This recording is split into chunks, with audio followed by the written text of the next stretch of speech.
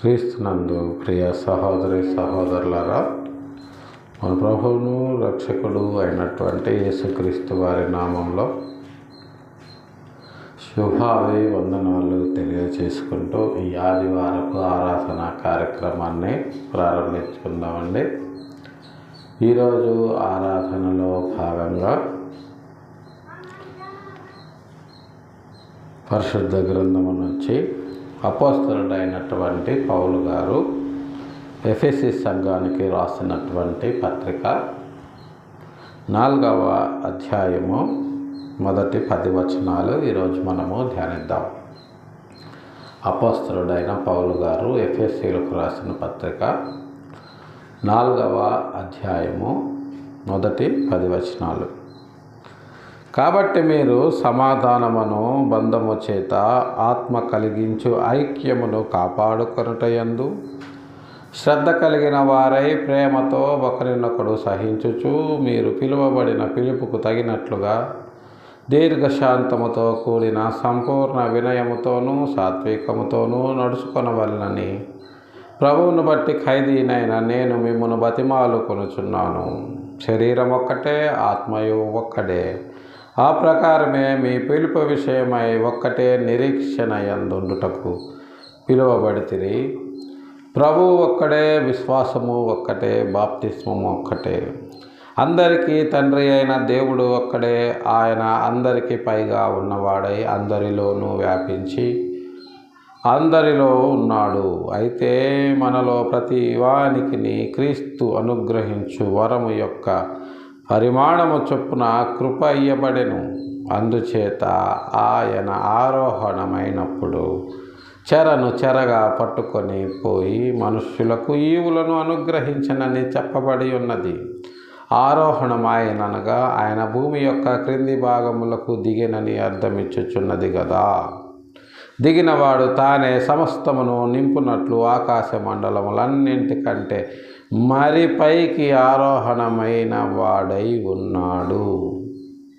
చిన్న ప్రార్థన చేసుకుందామండి. ప్రేమ కలిగిన మా తండ్రి, పరిశుద్ధమైన మా ప్రభువా, గడిచిన పరిశుద్ధ దినం నుంచి నేటి పరిశుద్ధ దినం వరకు మా పనుల్లో మా ప్రయాణాల్లో మాకు తోడు నీడుగా ఉండి నేటి పరిశుద్ధ దినమున మీ పాద సన్నిధికి చేర్చి మిమ్మల్ని స్తుతించి ఆరాధించి గణపరిచి నిగూఢమైన మీ పరలోక రాజ్య మర్మాలను మేము ధ్యానించడానికి మీరు మాకు అనుగ్రహించినటువంటి గొప్ప సమయాన్ని బట్టి మీ పాదాలకు వందనాలు చెల్లించుకుంటున్నాం. మధ్యాహ్న కాల సమయంలో నా ప్రభా మీ వాక్యమును ధ్యానించినట్టుగా మాకు సహాయం చేయండి. మీ ఆత్మను మాకు అనుగ్రహించి మమ్మల్ని ముందుకు నడిపించమని మీ ప్రియకుమారుడు మా రక్షకుడు అయినటువంటి దివ్యనామంలో బ్రతిమిలాడి ప్రార్థించి అడిగి వేడుకొనుచున్నాము తండ్రి. ఆమేన్. క్రీస్తునందు ప్రియ సహోదరి సహోదరులారా, గత వారము మనము మాట్లాడుకున్న విధముగా అక్రమము విస్తరించుట చేత అనేకుల ప్రేమ చల్లారెను. అది ఎందుకు జరిగింది? సమాజములో సంఘములో ప్రేమ లేకపోవటానికి కారణం ఏమిటి అన్న విషయాలను గత వారము మనము ధ్యానించటము జరిగింది. దాని కొనసాగింపుగా ఈవేళ అక్రమము జరిగి అనేకుల ప్రేమ చల్లారిపోవటానికి కారణం ఏమిటి, మరి దానివల్ల జరిగే నష్టాన్ని యేసుక్రీస్తు వారు ఎలా దాన్ని పూరించారు, ఆ నష్టాన్ని ఆయన భరించి మనకు ఎలా రక్షణను, కృపను, ఈవులను ఆయన అనుగ్రహించాడు అన్న విషయాలను ఈరోజు మనము ధ్యానిద్దాం. అందులో మొదటగా 8వ వచనాన్ని మనము చదివినప్పుడు, అందుచేత ఆయన ఆరోహణమైనప్పుడు చెరను చెరగా పట్టుకొని పోయి మనుషులకు ఈవులను అనుగ్రహించనని చెప్పబడి ఉన్నది అన్నమాట చాలా ప్రాముఖ్యమైనది మన అంశంలో. చెరను చెరగా పట్టుకొని పోయాడు యేసుక్రీస్తు వారు అని పౌలు గారు తెలియజేస్తున్నారు. ఇక్కడ చెర ఏమిటి, ఆ చెర ఎందుకు వచ్చింది, ఆ చెరను యేసుక్రీస్తు వారు పట్టుకొని వెళ్ళవలసిన అవసరం ఎందుకు వచ్చింది అని మనము మాట్లాడుకుంటే, గత వారము మనము మాట్లాడుకున్నట్లుగా అక్రమము విస్తరించటం వలన అనేకుల ప్రేమ చల్లారిపోయింది. ప్రేమ చల్లారిపోవటానికి కారణం అక్రమము. అక్రమము అంటే ఏమిటి? క్రమమైనది ఏంటో తెలిస్తే అక్రమము ఏమిటనేది మనకు అర్థమవుతుంది. క్రమం ఏమిటి అంటే, క్రమము ఇశ్రాయేలీలకు దేవుడు ఇచ్చినటువంటి ధర్మశాస్త్రము. ఈ ధర్మశాస్త్రం అనేది ఉంది కాబట్టే ఏది చేయాలో ఏది చేయకూడదో ధర్మశాస్త్రము తెలుపుతుంది. ధర్మశాస్త్రము ఉనికిలోకి వచ్చిన తర్వాతనే పాపం అంటే ఏంటో తెలిసింది ప్రపంచానికి. అంటే అంతకుముందు పాపము లేదని కాదు, అలాగని ధర్మశాస్త్రము కేవలము ఇశ్రాయేలీయులకు మాత్రమే ఇవ్వబడింది. ఇక లోకములో ఉన్న ఏ జాతికి కూడా ధర్మశాస్త్రము ఇయ్యబడలేదు. మరి ధర్మశాస్త్రము ఇయ్యబడనటువంటి జాతులు పాపము లేనివా అంటే, ఇశ్రాయేలీయుల కంటే భయంకరమైన పాప కూపములో మిగతా జాతులన్నీ, ప్రపంచ జాతులన్నీ ఉన్నట్లుగా అప్పటి చారిత్రక ఆధారాలను బట్టి మనకు అర్థమవుతుంది ప్రియులారా. ఒక దశలో ఇశ్రాయేలీయులు కూడా మోషే ధర్మశాస్త్రాన్ని కాదని వారి కొరకు ఒక బంగారముతో ఒక దూడను చేసుకొని అదే మాకు దేవుడు అని మోషే గారిని, అహరోను గారిని తిరస్కరించినటువంటి సందర్భాలు కూడా మనకు తెలుసు.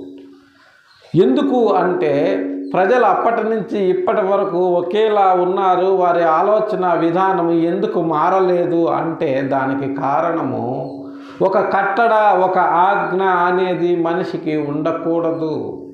ఉంటే వారి యొక్క విలాసవంతమైన జీవితానికి అది అడ్డుగా ఉంటుంది.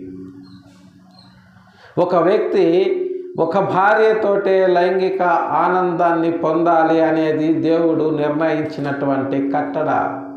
ధర్మశాస్త్రము ప్రకారము ఆ విధంగానే ఇశ్రాయేలీయులు జీవించాలి. కానీ అలా జీవించటానికి అనేక మందికి ఇబ్బంది కలుగుతుంది. ఒక వ్యక్తి విచ్చలవిడిగా తనకు నచ్చిన వాళ్లతో లైంగిక సంబంధాన్ని కొనసాగించవచ్చు. అలాగునే ఒక స్త్రీ విచ్చలవిడిగా తనకు నచ్చిన వాడితో లైంగిక సంబంధాన్ని కొనసాగించాలి అంటే ఈ ధర్మశాస్త్రము, దేవుని ఆజ్ఞ అనేది అడ్డమైపోతుంది. అదే లేకపోతే మనుషులు తమ నచ్చిన విధంగా జీవితాన్ని ఆస్వాదించే వాళ్ళమనే పిచ్చి భ్రమలో పాపానికి దాసులైపోయి చెరలోకి వెళ్ళిపోయారు అన్న విషయాన్ని పౌలు గారు తెలియచేస్తున్నారు ప్రియులారా. ఈ మనుషులకు చెర ఎలా వచ్చింది అంటే, ధర్మశాస్త్రము వలన వచ్చింది. ధర్మశాస్త్రము లేకపోతే మరీ భయంకరమైన స్థితికి మనిషి దిగజారిపోయాడు అనటానికి ధర్మశాస్త్రము లేనటువంటి అనేక ప్రపంచ జాతులే మనకు ఎన్నో ఉదాహరణలుగా చారిత్రక ఆధారాలను అందిస్తున్నాయి ప్రియులారా. మరి ధర్మశాస్త్రం ఉన్నవాళ్లే ఆజ్ఞలను, కట్టడలను మీరి పతనమైపోయిన దశలో ఇక ధర్మశాస్త్రము లేని వారి పరిస్థితి ఏంటి అంటే, అది ఇక మాటలతో చెప్పలేనిది కాదు. మరి ఇటువంటి పరిస్థితుల్లో నశించిపోతున్నటువంటి ఆయన పిల్లలను మరి ఎవరు రక్షించాలి? ఎవరు రక్షించాలి అంటే, ఆ రక్షకుడు భూమి మీద ఉన్న ఈ ప్రజలలో ఎక్కడా కూడా సృష్టికర్త అయిన దేవునికి కనపడలేదు. కాబట్టే ఆయన తన ప్రియ కుమారుణ్ణి, అద్వితీయ కుమారుణ్ణి మన కొరకు భూమి మీదకు శరీరధారిగా పంపించాడు అన్న విషయము మనం ఎన్నో సందర్భాల్లో మాట్లాడుకున్నాము. మరి ఆ చెర నుంచి ప్రపంచ మానవాళిని విడిపించాలి అంటే ఒక పరిశుద్ధుడు, ఒక పవిత్రుడు, పరిశుద్ధమైనటువంటి రక్తము కలిగిన వాడు, పాప విమోచకుడు కావాలి. అలాంటి వాడు ఈ లోకములో భూతద్దం పెట్టి వెతికినా ఎక్కడా కూడా కనపడట్లేదు. అందుకనే ఆయన పరలోక నివాసి అయినటువంటి తన ప్రియ కుమారుణ్ణి మన కొరకు పంపించాడు. ఇక ఆయన జననం ఎట్లా ఉందనేది, ఆయన మరణం ఎట్లా ఉందనేది గతంలో మనము ధ్యానించాము. మరింత లోతుగా రాబోయే రోజుల్లో కూడా దాని గురించి శాస్త్రీయ ఆధారాలతో సహా మరింతగా వివరించే ప్రయత్నము చేస్తాము. అయితే ఈరోజు ధ్యానములో ఈ చెర ఆయన ఎలా పట్టుకొని వెళ్ళాడు చెరగా అనే దాని గురించి మనం ఆలోచించినట్లయితే ఈ చెరను గురించి అనేక రకాలైనటువంటి ఊహాజనిత వ్యాఖ్యానాలు క్రైస్తవ సమాజంలో అలాగే సోషల్ మీడియాలో చాలా ఎక్కువగా ఉన్నాయి.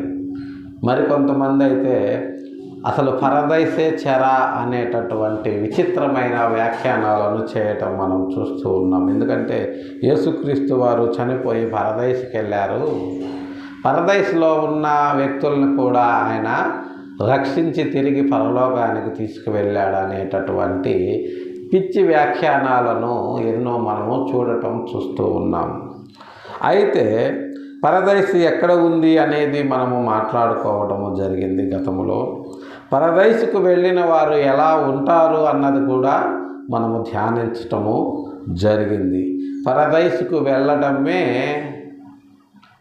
దేవుని యొక్క పరలోకానికి వీసా పొందడము అన్న విషయము గతంలో మనము ధ్యానించాము. అయితే ఇక్కడ ఉన్నటువంటి అనేక మంది ఊహాజనిత బోధలు ఏం చెప్తున్నాయి అంటే పరదైసు అంటే పరదేశము అనేటటువంటి ఒక విచిత్రమైనటువంటి భాష్యాలను ఈ సందర్భానికి జోడించి మాట్లాడడము మనము చూస్తూ ఉన్నాము.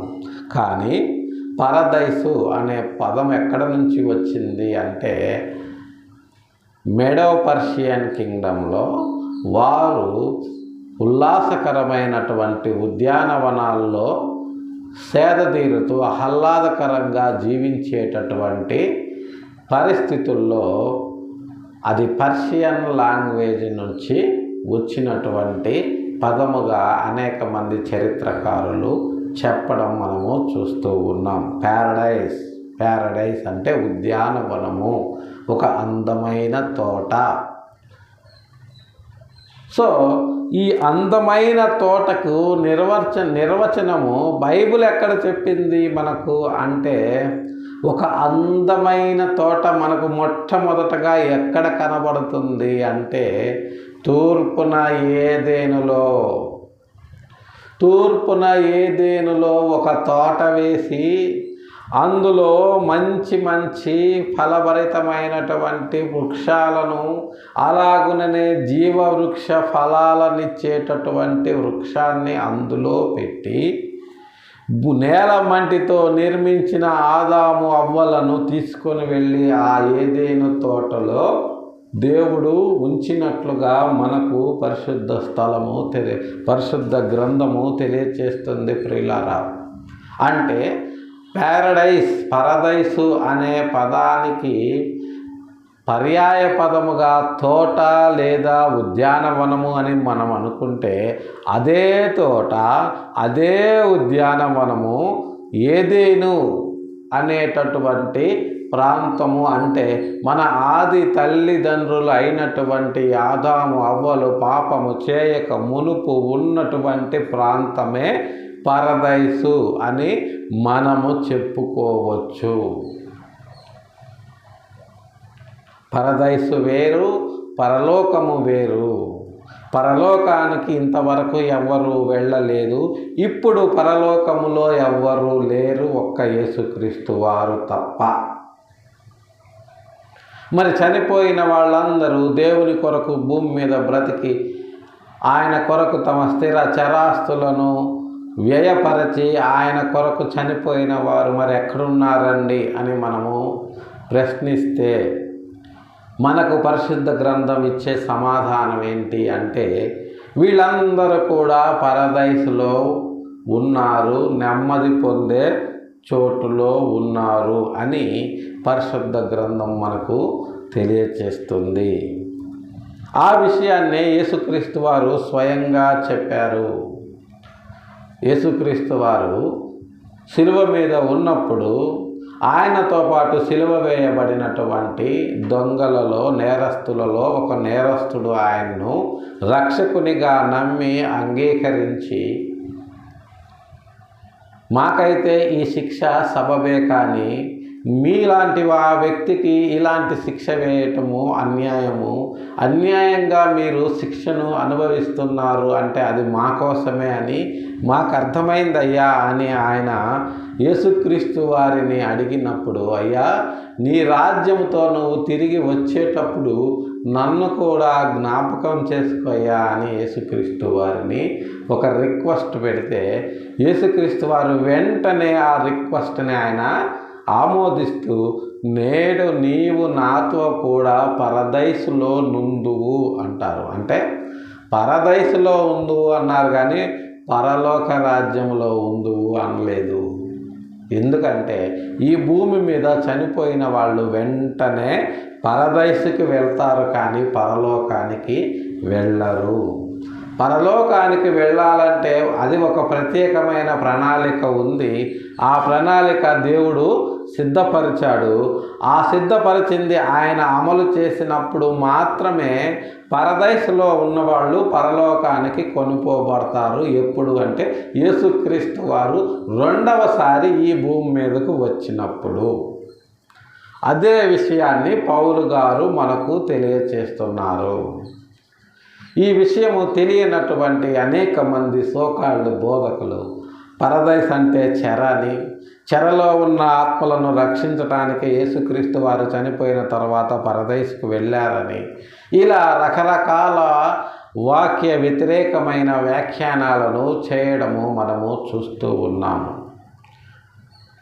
ఒక తోటలో ఎంత ఆహ్లాదకరంగా మనుషులు ఉంటారో, ఎంత ఆనందంగా మనుషులు ఉంటారో, అంతే ఆహ్లాదకరంగా, అంతే ఆనందంగా, నెమ్మదిగా, సమాధానముగా ఈ పరదైసులోకి వెళ్ళిన వాళ్ళు ఉంటారు అనే దానికి అలగారిగ్గా అంటే అలంకారప్రాయముగా ఈ పదాలను వాడటము జరిగింది.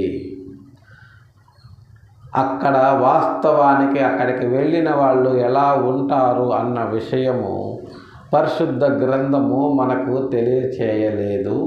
మనం అక్కడికి వెళితే కానీ అది ఏమిటి అనేది మనకు పర్సనల్గా ఎక్స్పీరియన్స్ కాదు. కాబట్టి దీని మీద అనవసరమైనటువంటి వాక్య వ్యతిరేకమైన వ్యాఖ్యానాలు చేసి క్రైస్తవ్యాన్ని తప్పుదారి పట్టించేటటువంటి అనేక బోధల పట్ల క్రైస్తవ సమాజము జాగ్రత్త కలిగి పరిశుద్ధ గ్రంథము మనకు తెలిసిన నాడు వాళ్ళు చెప్పేది కరెక్టా కాదా అనేది మనకు అర్థమవుతుంది ప్రియులారా. అయితే దాని కొనసాగింపుగా దీన్నంతటిని బట్టి పౌలు గారు మనకేం తెలియచేస్తున్నారు అంటే, కాబట్టి మీరు సమాధానమను బంధము చేత ఆత్మ కలిగించు ఐక్యమును కాపాడుకొనుటయందు శ్రద్ధ కలిగిన వారై ప్రేమతో ఒకరినొకడు సహించుచు మీరు పిలువబడిన పిలుపుకు తగినట్లుగా దీర్ఘశాంతముతో కూడిన సంపూర్ణ వినయముతో సాత్వికముతో నడుచుకొనాలి. సమాధానమును బంధము చేత ఆత్మ కలిగించే ఐక్యమును మనం కాపాడుకోవాలి. మనం శాంతి సమాధానముతో ఎప్పుడు ఉంటాము అంటే ఆయనను మనము ధరించినప్పుడు మనము సమాధానంగా ఉంటాము, నెమ్మదిగా ఉంటాము, అనవసరమైన విషయాలకు గలిబిలి అయిపోము, టెంప్ట్ అయిపోము, అలాగని విపరీతమైన కోపము బీపీలు లాంటివి తెచ్చుకోము. ఎందుకంటే మనము క్రీస్తు అనే ఆత్మచేత ఐక్యపరచబడ్డాము ఆయనలో. కాబట్టి ఆ ఆత్మ మనకి అన్నిటినీ తెలియచేస్తూ ఉంటాడు.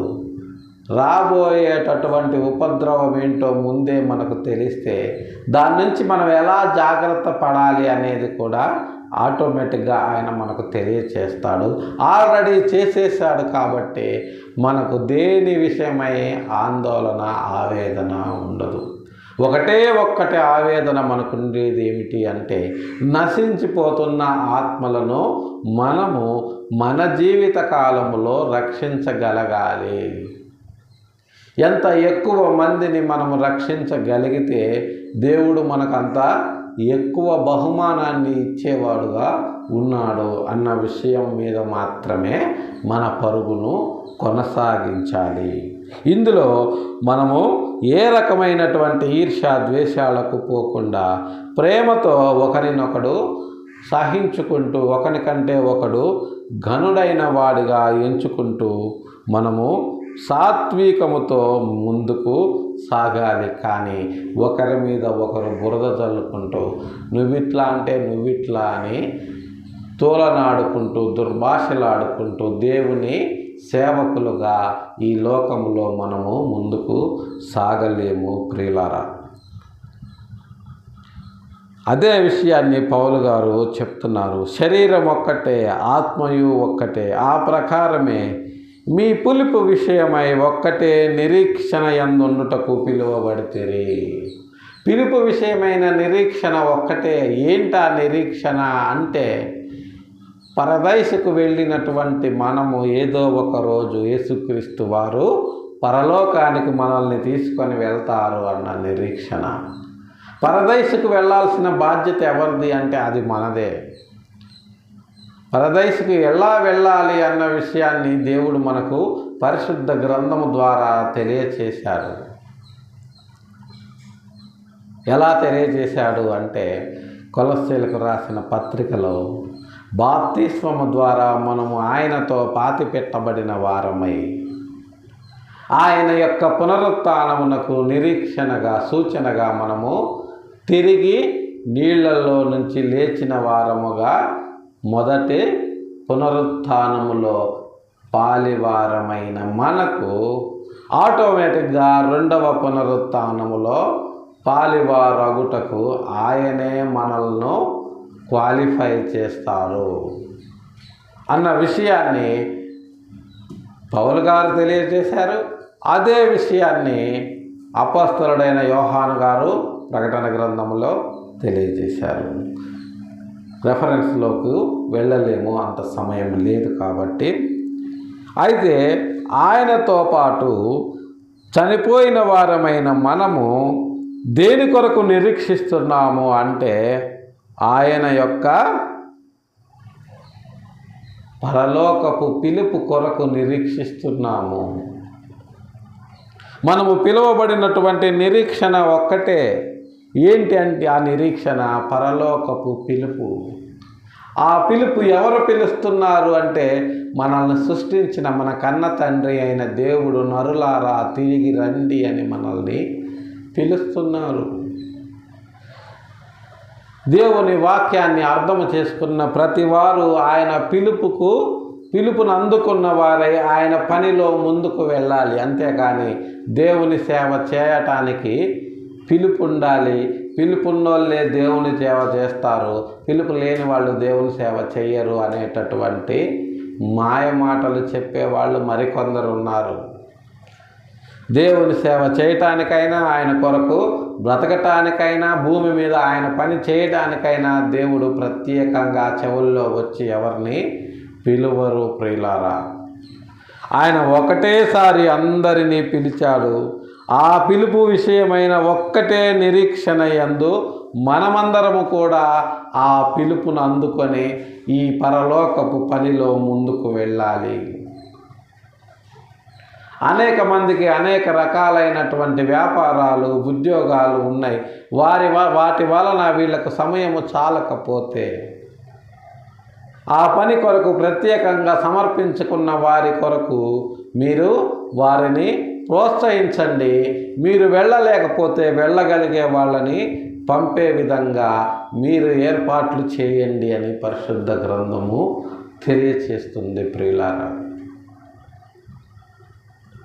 ప్రభు ఒక్కడే, విశ్వాసం ఒక్కటే, బాప్తిస్మం ఒక్కటే, అందరికీ తండ్రి అయిన దేవుడు ఒక్కడే. ఆయన అందరికి పైగా ఉన్నవాడే అందరిలోనూ వ్యాపించి అందరిలో ఉన్నాడు. ప్రభువు ఒక్కడే, విశ్వాసము ఒక్కటే, బాప్తిస్మము ఒక్కటే. ప్రభువు ఒక్కడే అంటే పరిపాలించేవాడు ఒక్కడే. ఆయన ఎవరు అంటే మన రక్షకుడైన యేసుక్రీస్తు వారు. విశ్వాసము కూడా ఒక్కటే. విశ్వాసం అంటే మనం ఎవరి మీద విశ్వాసం ఉంచుతున్నాము? యేసుక్రీస్తు వారి మీద విశ్వాసం ఉంచుతున్నాము. ఎవరైనా విశ్వాసిగా పిలువబడుతున్నారంటే ఎవరిని విశ్వసిస్తున్నట్టు? యేసుక్రీస్తు వారిని విశ్వసిస్తున్నట్టు. ఎందుకంటే ఆయనే రెండవసారి వచ్చి మనల్ని పరలోకానికి తీసుకువెళతాడని. ఈ భూమి మీద ఉన్నప్పుడు రక్షించింది ఆయనే అని, పరదైసులో ఉన్న వారిని కూడా పరలోకానికి తీసుకువెళ్ళే సామర్థ్యము, శక్తి, బలము కలిగిన వాడు ఆయనే అని. కాబట్టి మన విశ్వాసం ఎవరి మీద అంటే ఆయన మీదే. బాప్తిస్మము కూడా ఒక్కటే. బాప్తిస్మము ఎవరి నామములో తీసుకుంటున్నాము? ఆయన నామములోనే. కాబట్టి వీటన్నింటికి ప్రభువు ఆయనే, విశ్వాసానికి కర్త ఆయనే, బాప్తిస్మము కూడా ఆయన నామములోనే తీసుకోవాలి. కాబట్టి తండ్రి అయిన దేవుడు ఒక్కడే. ఆయనకు మనకు తండ్రి అయిన దేవుడు కూడా ఒక్కడే. ఆ ఒక్క దేవునిలోనే మనందరినీ కూడా ఐక్యము చేయబోయే రక్షకుడు ఒక్కడే. ఆయన యందు మనం ఉంచే విశ్వాసము కూడా ఒక్కటే. అంతేకాని నీ విశ్వాసము నీది, నా విశ్వాసము నాది అంటే కుదరదు. ఇన్ని రకాల విశ్వాసాలు భూమి మీద లేవు ప్రియులారా. ఎందుకంటే అందరికీ ఇవ్వబడిన పరిశుద్ధ గ్రంథము కూడా ఒక్కటే. అందులో మా బైబిల్లో సపరేట్గా, ఇంకొక బైబిల్లో సపరేట్గా దేవుని వాక్యాలు లేవు. సపరేట్గా అర్థము చేసుకున్నారు అంటే అది ఆ చదివిన వారి యొక్క అవగాహన లోపమే కానీ దేవుని వాక్యములో ఉండేటటువంటి వ్యత్యాసము ఎంత మట్టుకు కాదు.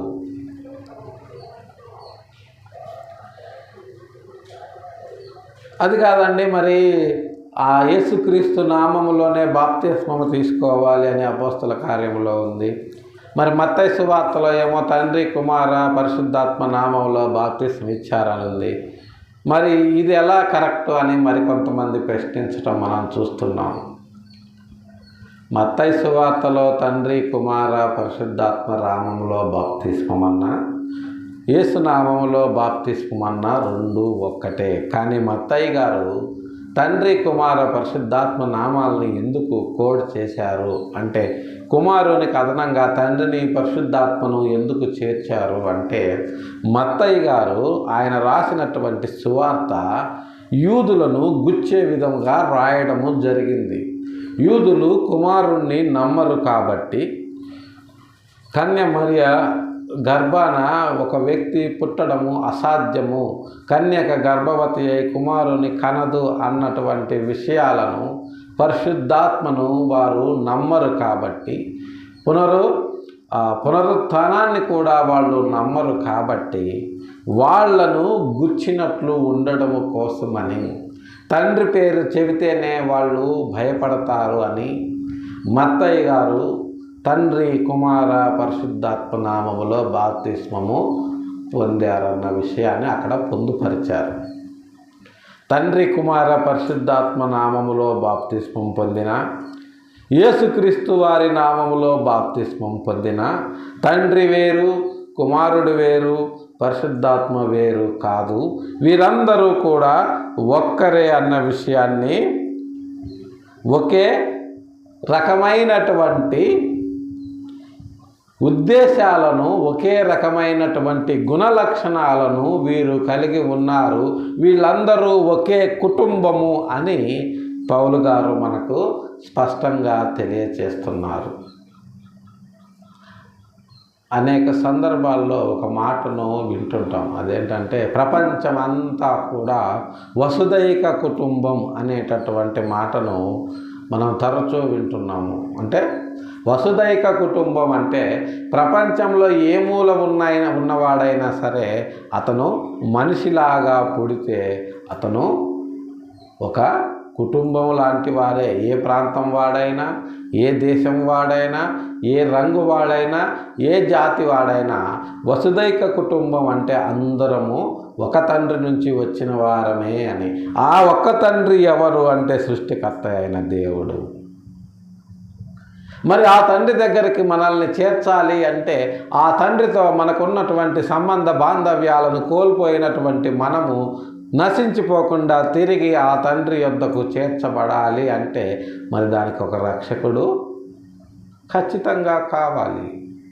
మరి ఆ రక్షకుడు ఎవరు అంటే ఆయన యొక్క జ్యేష్ఠ కుమారుడు. ఆయన జ్యేష్ఠ కుమారుడినే మనకు రక్షకునిగా పంపించాడు భూమి మీదకు ప్రియులారా. కాబట్టే ఆయన నామములో మనము బాప్తిస్మము తీసుకుంటున్నాము. ఆయన అందరికి తండ్రి అయి అందరికి పైగా ఉన్నవాడై అందరిలో వ్యాపించి ఉన్నాడు. ఈ వసుదైక కుటుంబకంలో ఉన్నటువంటి ప్రతి మనిషిలో కూడా ఆయన వ్యాపించి ఉన్నాడు. ప్రతి మనిషి చేతి వేళ్లలో ఆయన ముద్ర ఉంటుంది. ప్రతి మనిషి అవయవాల్లో ఆయన పనితనం ఉంటుంది. ఈ భూమి మీద మనుషులకుండే ఏ అవయవము కోల్పోయినా సరే ఇక ఆ అవయవము ప్రపంచంలో ఎక్కడా దొరకదు. ఎవరు తయారు చేయలేరు. అది ఆయన టెక్నాలజీ. కాబట్టి మనము ఆయన పిల్లలముగా వసుదైక కుటుంబముగా పిలువబడుతున్నాం ప్రియులారా. అయితే మనలో ప్రతి వానికిని క్రీస్తు అనుగ్రహించు వరము యొక్క పరిమాణము చొప్పున కృప ఇయ్యబడెను. అయితే అందరము ఆయన పిల్లలమే, కానీ అయితే అందరికీ కూడా క్రీస్తు కృపను ఆయన పరిమాణము చొప్పున అనుగ్రహించాడు. ఆయన పరిమాణము చొప్పునే కృపను అనుగ్రహించాడు. కాబట్టే ఆయన నీతిని ఆయన పరిమాణము చొప్పున మనము ఈ లోకములో నెరవేరుస్తున్నాము. అనేక రకాలైనటువంటి కృపావరములు ఆయన మనుషులకు ఇచ్చాడు. కొందరు చక్కగా పాడగలరు, కొందరు చక్కగా వాక్యాన్ని బేస్ చేసుకొని పాటలను రచించగలరు, మరికొందరు చక్కగా వాక్యాన్ని ప్రకటించగలరు, మరికొందరు శాస్త్రీయ ఆధారాలతో వాక్యాన్ని ప్రకటించగలరు, మరికొందరు చారిత్రక ఆధారాలతో ప్రకటించగలరు, మరికొందరు పరిశుద్ధ గ్రంథము నుంచి అనేక రకాలైన దృష్టాంతాలను చూపించి ప్రకటించగలరు. అలాగా మనిషిని బట్టి ప్రత్యేకమైనటువంటి కృపా వరాలను దేవుడు వారికి ఇవ్వడము జరిగింది. ఎవరి చేత ఏ విధముగా ఏ ఆత్మ అయితే పట్టబడుతుందో ఆ విధంగా దేవుడు వారిని తన పరిచర్య కొరకు వాడుకోవటం మనము చూస్తూ ఉన్నాం ప్రియులారా. కాబట్టే వారి సామర్థ్యము చొప్పున క్రీస్తు యొక్క పరిమాణము చొప్పున కృప ఇయ్యబడెను. ఆ కృప అంతము లేనిదై మితి లేనిదై ఉన్నది. మీరు ఎంత వాడితే అంత అది పెరుగుతూనే ఉంటుంది, కానీ తరిగేది కాదు. అసలు వాడకుండా మూలన పడేస్తే దానికి ఆయన ఏం చేయలేడు. మనం ఒక్క అడుగు వేస్తే ఆయన మన చేత 10 అడుగులు వేపిస్తాడు. అసలు ఒక్క అడుగు కూడా వేయకుండా నువ్వు విత్తని చోట కోసేవాడివి, కూర్చొని చోట మోసేవాడివి, అందుకనే నీ ఇచ్చినటువంటి రోకళ్ళు నేను గొంతుతోవి పాతిపెట్టాను అని చెప్తే ఆయన చెడ్డ దాసుడా అని ఉపమానాన్ని చెప్పాడు ప్రియులారా. కాబట్టి దేవుడు మనకిచ్చినటువంటి అవకాశాన్ని మనము సద్వినియోగము చేసుకోవాలి. కాబట్టే ఆయన ఆరోహణమైనప్పుడు చెరగా పట్టుకొని వెళ్ళాడు. ఈ ధర్మశాస్త్రం అనేది చెరగా పరిణమించింది ఇశ్రాయేలీయులకు. చేయవలసిన దాన్ని చేయకుండా, చేయకూడనివన్నీ చేస్తూ, చేయవలసిన వాటిని చెప్పకుండా, ఇలాగా శాస్త్రులు, పరిసయ్యులు ధర్మశాస్త్రాన్ని అక్రమంగా ప్రజల్లో వాడుకోవటము, అక్రమమైందేందో చెప్పకుండా సక్రమ మార్గములోకి ప్రజల్ని నడిపించకపోవటము, ప్రజలు మాత్రం అక్రమమైందేదో సక్రమమైందేదో తెలియకుండా ఇష్టానుసారంగా వాళ్ళు జీవించటము. తత్ఫలితము అక్రమము విస్తరించిపోయి అనేకులలో ప్రేమ చల్లారిపోయి క్రూరమైనటువంటి జనాంగముగా దేవుని బిడ్డలు మారిపోయారు. తత్ఫలితం భయంకరమైనటువంటి ముగింపు. ఆ ముగింపులోకి వెళితే బాధపడేది ఎవరు అంటే తండ్రి అయిన దేవుడే. కాబట్టి ఈ ఉపద్రవాన్ని ముందే తెలిసినటువంటి దేవుడు తన ప్రియ కుమారుణ్ణి మన కొరకు పంపించాడు. మన మన పాపాలన్నింటికి కూడా పరిహారము ఆయన మీద జరిగించాడు. పాప పరిహారానికి ధర్మశాస్త్రం ఏదైతే చెప్పిందో ఆ క్వాలిటీలన్నిటినీ ఆయన కలిగి ఉండి పాప పరిహారార్థ బలిగా మన కొరకు యాగాన్ని ఆయన నిర్వహించి మన కొరకు ఆయన బలైపోయాడు. ప్రియులారా, మన కొరకు ఆయన బలైపోయి ఆ యొక్క రక్షణను మనకు ఉచితముగా అనుగ్రహించాడు. చెరగా పట్టుకొని పోయి మనుషులకు ఈవులను ఇచ్చాడు. ఆయన ఈవులను అంటే రివార్డ్స్ను, బహుమానాలను ఇచ్చాడు. ఏంటా బహుమానాలు అంటే ఇందాక మనము మాట్లాడుకున్నట్లుగా రక్షణ అనేటటువంటి గొప్ప బహుమానము, నిరీక్షణ అనేటటువంటి గొప్ప బహుమానము, అలాగున్నే అనేక రకాలైనటువంటి కృపావరాలు, ఇవన్నింటినీ ఈవులుగా ఆయన మన కొరకు ఇచ్చి, నా తమ్ముళ్ళు నా కొరకు భూమి మీద కష్టపడి తిరిగి నా యొద్దకు వస్తారు అని ఆయన మన కొరకు పరలోకములో నిర్మాణాలు చేస్తూ ఉన్నారు. మన కొరకు పరలోకంలో స్థలము సిద్ధపరుస్తున్నారు. ఈ భూమి మీద ఇల్లు కట్టుకోవాలంటే మనం ఎలాగైతే ఒక స్థలాన్ని కొనుక్కొని కట్టుకోవటానికి అనుకూలంగా దాన్ని సిద్ధపరుస్తామో, అదేవిధంగా పరలోకంలో కూడా మన రక్షకుడైన యేసుక్రీస్తు వారు మన కొరకు స్థలాన్ని సిద్ధపరుస్తున్నారు. అది ఎకరమా, 2 ఎకరాల, 5 ఎకరాల అనేది ఇక్కడ మనము చేసేటటువంటి పనిని బట్టి ఆధారపడి ఉంటుంది.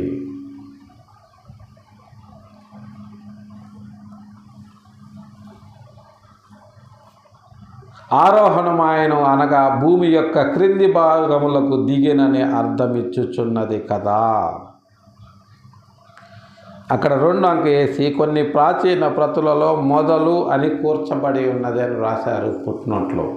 భూమి యొక్క క్రింది భాగములకు అంటే భూగోళాన్ని దాటి, యూనివర్స్ని దాటి ఇంకా క్రిందికి యేసుక్రీస్తు వారు వెళ్ళినట్లుగా మనకు చూస్తున్నాం. అంటే అది మన యూనివర్స్కి సంబంధించినటువంటి లోకము కాదు, అది వేరే లోకము.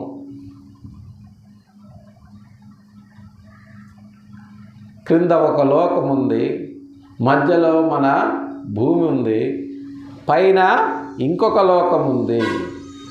అందుకని ఆయన్ని ముల్లోకాల నేలే చక్రవర్తి అని అంటారు యేసుక్రీస్తు వారిని.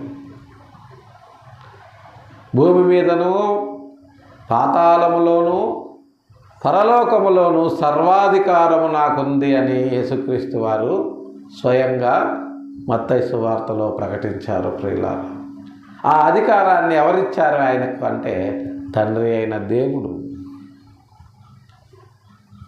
కాబట్టి పరలోకానికి కానీ భూమి మీదకి కానీ పాతాళానికి కానీ ఎక్కడికైనా స్వేచ్ఛగా వెళ్ళి రాగలిగినటువంటి అధికారం ఆయనకు ఉంది.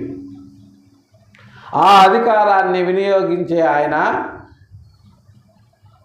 తనతో పాటు ఉన్నటువంటి ఆ దొంగను పరదైసుకు తీసుకువెళ్ళాడు. ఆయన మారు మనస్సు పొందిన తరువాత, ఆయన రక్షకునిగా అంగీకరించిన తరువాత, నీ రాజ్యముతో వచ్చేటప్పుడు నన్ను జ్ఞాపకం చేసుకోవయ్యా అంటే వెంటనే ఆయన తన అధికారాన్ని ఉపయోగించి నేడు నీవు నాతో కూడా పరదైసులో నుండు అన్నాడు. చాలామంది దీన్ని ఉదాహరణగా తీసుకొని అన్నీ చేయాల్సినవి అన్నీ చేసి లాస్ట్లో ఆ దొంగలాగా మేము కూడా మమ్మల్ని క్షమించాయా, నువ్వు రక్షకుడు అని మేము ఒప్పుకుంటున్నాము, నీ రాజ్యంతో వచ్చేటప్పుడు మమ్మల్ని కూడా జ్ఞాపకం చేసుకోయా అని అంటాము అనుకుంటున్నారేమో. కానీ అక్కడ అదృష్టం అనేది ఆ దొంగది కాదు. యాక్చువల్గా యేసుక్రీస్తు ఆ దొంగ పక్కన ఉండడమే దొంగకు పట్టినటువంటి అదృష్టం. అందుకనే ఆయన యేసుక్రీస్తు వారు వెంటనే ఆయన రిక్వెస్ట్ను పాస్ చేశాడు కాబట్టే దొంగ రక్షించబడ్డాడు. ఎందుకంటే దొంగకు టైం లేదు కాబట్టి. మన పరిస్థితి అలా కాదు, మనకు కావాల్సినంత టైం ఇచ్చాడు. మనకు విపరీతమైనటువంటి రక్షణ సువార్త అనేక మంది ద్వారా సోషల్ మీడియా ద్వారా వినిపిస్తూ ఉంది. అది విని కూడా మనము రక్షించబడకుండా చనిపోయే ముందు మా పాపాలు క్షమించి మమ్మల్ని రక్షించాయా అంటే కుదరదు. దొంగ పరదైసుకు వెళ్ళాడు అంటే యేసుక్రీస్తు లాంటి రక్షకుడు ఆయన పక్కన ఉండడమే దొంగకు పట్టిన అదృష్టం. అలాంటి అదృష్టం ఈనాడు మనకు లేదు. ఎందుకంటే ఈనాడు మన పక్కన యేసుక్రీస్తు వారు శరీరధారిగా లేడు. ఆయన చేయవలసిన పని పూర్తి చేసి పరలోక నివాసి అయి ఉన్నాడు ఆయన. కానీ దొంగ కంటే ఎక్కువ ఇన్ఫర్మేషన్ని, దొంగ కంటే ఎక్కువ రక్షణ సువార్తను, దొంగ కంటే ఎక్కువ కంటెంట్ను ఈనాడు పరిశుద్ధ గ్రంథము ద్వారా అపోస్తలుల ద్వారా మనకు ఆయన అనుగ్రహించాడు. కాబట్టి దానిని చదివి అర్థము చేసుకొని మన రక్షణ సువార్తను విని మనము ఆయనను రక్షకునిగా అంగీకరించి ఆ తరువాత ఆయన కొరకు ఈ భూమి మీద మనము జీవించిన నాడే మనకు పరదైసులోకి ఎంట్రీ. అంతేగాని దొంగలాగా నేను షార్ట్కట్లో పోగలను అని అనుకుంటే అది మన బుద్ధిహీనత తప్ప వేరొకటి కాదు ప్రియులారా.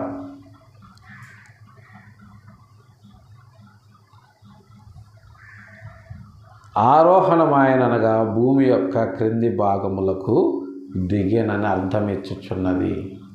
ఆయన చనిపోయిన తరువాత ఆయన భూమి యొక్క క్రింది భాగములకు దిగాలి అంటే ముందు భూమి మీద నుంచి పైకి వెళ్ళాలి. భూమి మీద నుంచి పైకి వెళ్ళిన తర్వాత స్పేస్లోకి ఆయన వెళతాడు. స్పేస్లో నుంచి భూమి యొక్క కింది భాగములకు వెళతాడు. అక్కడ నుంచి నేరుగా పరలోకానికి ఆయన వెళ్ళడము మనము చూస్తూ ఉన్నాము. భూమి యొక్క కింది భాగంలోకి ఆయన పరదైసుకి వెళ్ళాడు. ఆ తర్వాత మూడవ దినాన మృత్యుంజయుడై లేచాడు. తాను లేచిన విషయము తన అపోస్తలులకు, తనను వెంబడించిన వారికి, తనను చంపిన వారికి కనబరుచు నిమిత్తము భూమి మీద ఆయన 40 దినాలు సంచరించాడు. ఆ తరువాత అక్కడ నుంచి ఆయన తిరిగి పరలోకానికి వెళ్ళిపోవడం మనము చూస్తూ ఉన్నాము. ఇదంతా కూడా ఏదో అనాలోచితంగానో లేదా ఏ రకమైనటువంటి వ్యూహం లేకుండా ఏమీ జరగలేదు. ఇదంతా కూడా ఒక ప్రణాళికాబద్ధంగా జరిగింది. సృష్టికర్త ఏదైతే తన ప్రణాళికను సిద్ధము చేశాడో ఆ ప్రణాళికను యేసుక్రీస్తు వారు తన జీవితంలో అక్షరము కొల్లుపోకుండా నెరవేర్చి ఆయన పరలోకానికి వెళ్ళి మనకు ఈవులను అనుగ్రహించాడు. ఆ ఈవులను వినియోగించుకుంటున్నటువంటి మనము ఆయన చెప్పిన విధంగా ఈ భూమి మీద జీవించి తిరిగి ఆయన వచ్చేంత వరకు నిరీక్షణ కలిగిన వారమై ఈ భూమి మీద ఆయన కొరకు పనిచేసి, ఒకవేళ ఆయన రాక ఆలస్యమై మనము ఈ భూమి మీద ప్రాణాలతో లేకపోతే పరదేశంలో నెమ్మది పొందే స్థలములో ఆయన రాక కొరకు నిరీక్షించవలసిన వారమై ఉన్నాం. ప్రియులారా, పరదేశం అంటే ఉద్యానవనము కాదు, పరదేశం అంతకంటే కాదు. అది పరిశుద్ధులు నెమ్మది పొందే చోటు. దాన్నే రెస్ట్ ఇన్ పీస్ అని అంటారు. అక్కడ పీస్ ఎవరికి అంటే శరీరాలకు కాదు, ఆత్మలకు.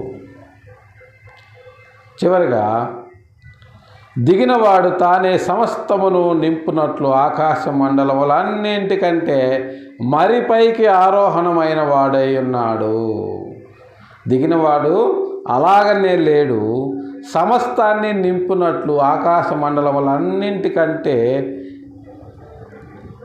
తానే సమస్తమును నింపునట్లు ఆకాశ మండలములన్నింటికంటే మరి పైకి ఆరోహణమయ్యాడు. అంటే భూమి దాని సంపూర్ణత, అలాగనే పరదైసు దాని సంపూర్ణత, పరలోకము దాని సంపూర్ణత అన్నీ కూడా ఆయనవే. ఇందుగలడు అందు లేడని సందేహము వలదు అని అనుకున్నట్లుగా ఆయన ఇప్పుడు భూమి మీద ఉన్నాడు, పాతాళములో పరదైసులో ఉన్నాడు, పరలోకములో కూడా ఉన్నాడు.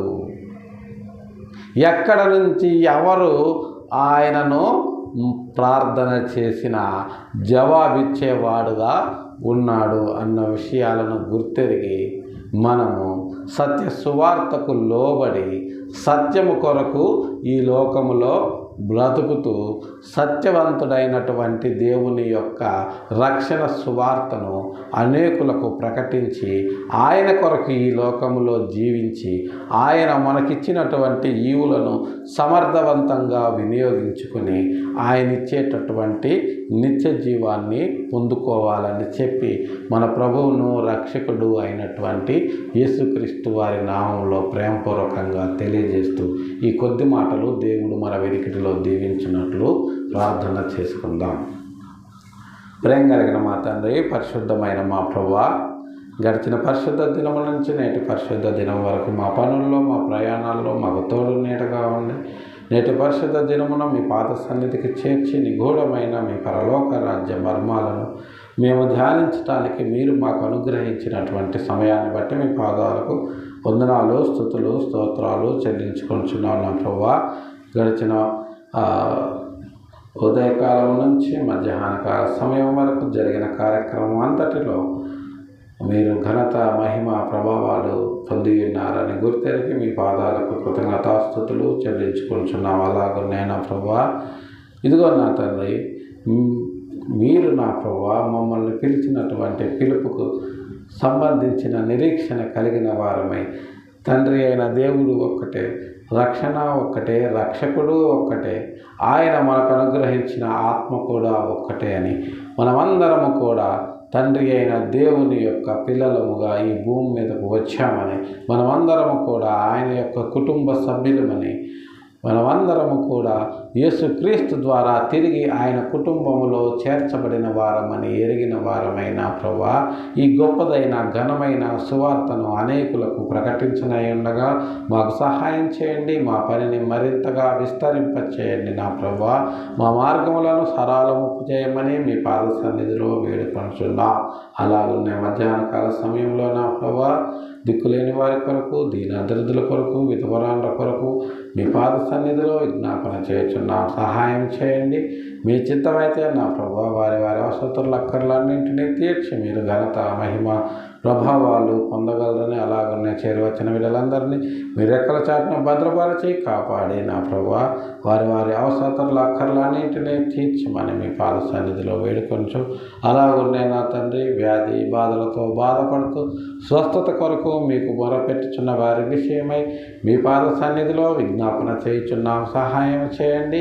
మీ చిత్తమైతే మీ గాయపడ్డ హస్తముతో వారిని ముట్టి వారికి స్వస్థతను అనుగ్రహించగలరని, అలాగనే నా ప్రభువా సార్వత్రిక సంఘంలో జరుగుతున్నటువంటి అనేకమైన ఆరాధనల విషయమై మీ పాద సన్నిధిలో విజ్ఞాపన చేయుచున్నాం. సహాయం చేయండి.